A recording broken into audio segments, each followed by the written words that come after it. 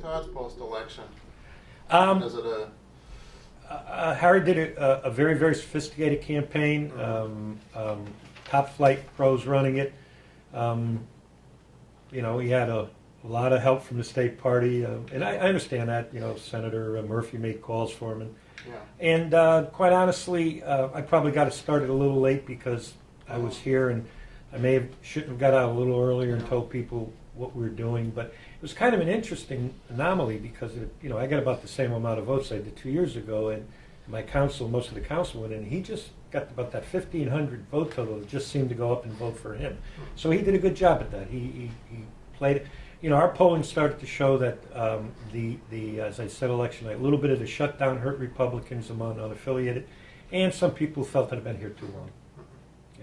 And I don't think I got on top of that soon enough out there. But look, he ran a great campaign. I give him credit.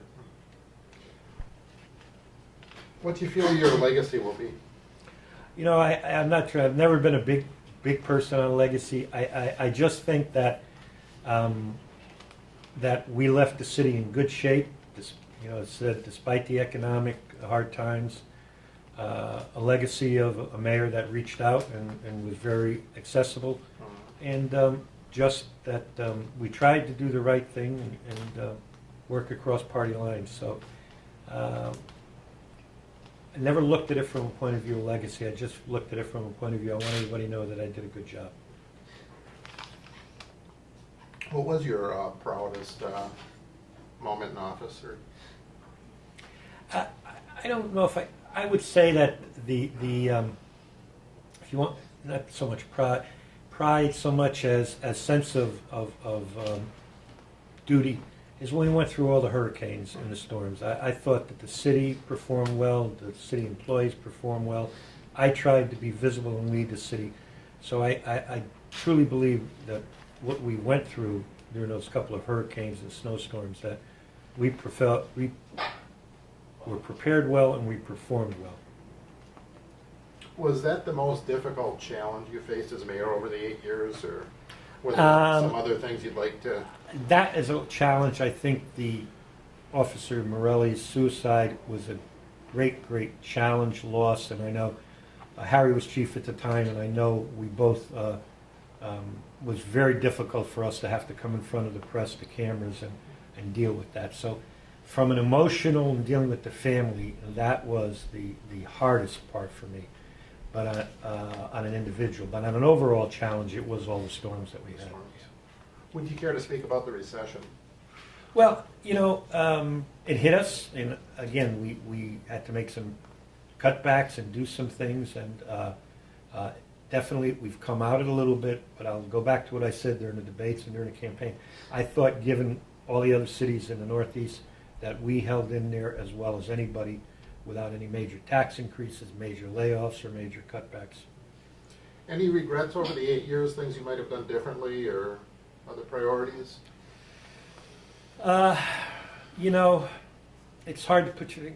Maybe in the last couple of years, I probably, I was out in the community a lot, but on different events. Maybe I could have gone and met more of the citizens on a regular basis. I know you don't do door-to-door during off-season, but I felt maybe the last 2 years I was in the office too much with a lot of things going on. My previous terms had been out a little bit more, and maybe I could have done that. That's probably a regret. I'm not saying I want to change the outcome, but I do think it would have been better contact with the residents. What was the favorite part of the job as mayor? Meeting the kids, the students, the kids, the teachers, coming here and going out and them knowing the mayor, and just that was the favorite part of the job. What was your least favorite part of the job? Public hearings at the Board of Estimate on the budget, where who wanted to be cut, who wanted to raise, the politics that went on from some of the council people and some of the people in the audience, and some of the accusations being made that I was anti-kid, anti-education because of the Board of Ed budgets, or that's the difficult part, and that's the tough part Harry's going to have to deal with when he gets in, and it's going to be a learning process, and you have to develop a thick skin after a while, and some people said that I know part of it was civility, and I always felt that I respected people as long as they respected me. If they start calling names and make accusations, I was going to respond. And maybe some people didn't like that, but that's me. What would be your advice to the to Mayor-elect Rilling? Follow your own instincts. Follow your own instincts. He's been in the city a long time. He knows the city. He knows the department heads. Follow your own instincts. I think there were some times going in the last 6 months, some decisions I made that, in conjunction with people, that I wasn't quite sure of, and was against my original instincts, and I didn't follow them. And when I didn't follow my instincts, that's when I got a little bit of trouble. Could you give an example of that? I think that my instincts were that I thought that, quite honestly, some of my party wanted to go after Harry a little bit about the mosque. I thought that was a little overkill. I knew neighbors in the area. My original instinct was just to go out and say, hey, this is why we're doing it, and not attack them for it. And also a little bit that I originally wanted to get out a little sooner, and saying, hey, you still got a job as mayor. You don't want to be out there too soon like you're campaigning, not doing your work. So those were a couple. There's always the years there's some other things, but more this year because of the loss, I think. So you feel you should have campaigned more aggressively on the mosque, or? No. I think that got to be a cause celebre of its own, and my instincts was I didn't think it was as big an issue as some other ones, and my instinct was to get out there a little sooner, a little earlier, and they didn't want me to peak too soon, that kind of stuff. So Harry did a good job in the campaign, and he had great advisors. But that would be my advice: to follow his own instincts. Even if you make some mistakes sometime, at least you know you made it based on your own judgment. What is your future now? What are you going to do? I already got the honey-do list. So I've said this for 8 years, and I said it before. I told everybody from almost the first month I was in office.